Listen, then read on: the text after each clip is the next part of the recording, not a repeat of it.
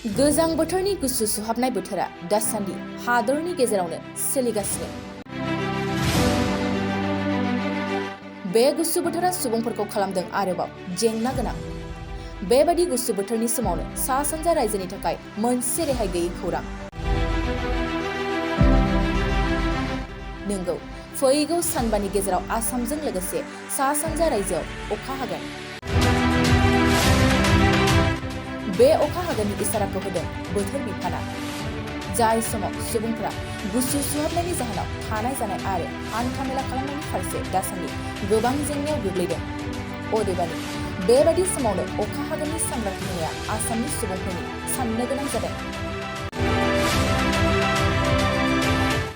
बोथोर बिफाना फोरमायदों दासान्दि रायजोनि गुबुन गुबुन जायगाफ्राव गोबां खुवा खुनायजों बोथोरा गुसु सुहाबदों।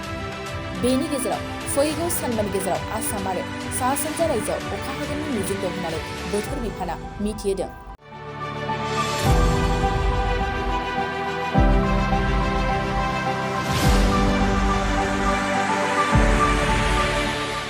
मुलुगा मोनसे गेलेथिलि, गेलेनाया जादों गोजोननि आयदा।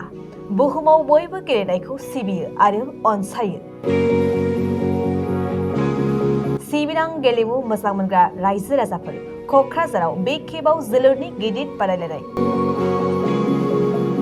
ISPLनि उनाव फिन खेबसेबाव गोजोननि नोगोर क'क्राझाराव माहारियारि थाखोनि जोलुर गेलेनाया जागोन।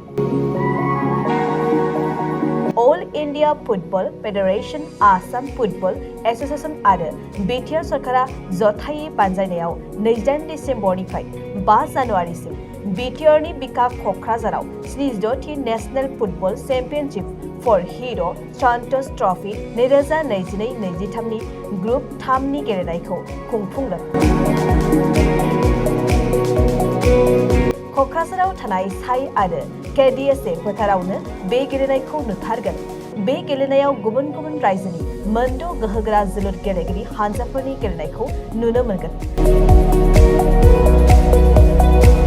फारियै आसाम, अरुणाचल प्रदेश, नागालेण्ड, गवा, तामिलनाडु आरो उत्तर प्रदेश रायजोनि जोलुर गेलेगिरि हानजाफोरनि गेलेनायखौ नुनो मोनगोन। बे जोलुर गेलेनायखौ नायनो मोजां मोनग्रा गासै गोसो गुदुंफोरा क'क्राझार सहरनि साखाथियाव थानाय साइ स्टेडियाम आरो KDSA नि फोथाराव फैनानै होखानाय सम बायदियै गेलेनायखौ नायनो हागोन।